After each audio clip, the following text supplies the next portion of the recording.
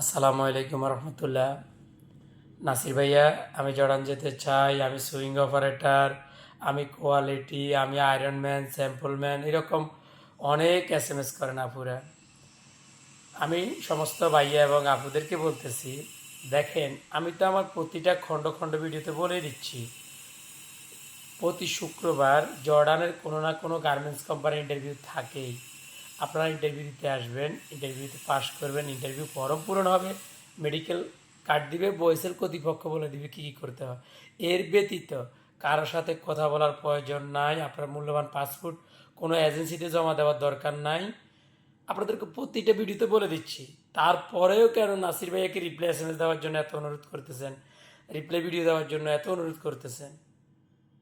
আমি তো আপনাদেরকে বলি নাই যে আমি কোনো লোক পাঠাই। আপনারা অনলাইন সার্কুলারগুলো ফলো করবেন, আপনারা আপনাদের নিজের যোগ্যতা ইন্টারভিউ দিবেন, আমার সাথে যোগাযোগ করার কোনো প্রয়োজন নাই। আমি নাসির ভাই এমন কিছু হয়ে যায় নাই আপনি যে আমার সাথে দেখা করতে হবে। আমি একটা সাদামাটা মানুষ।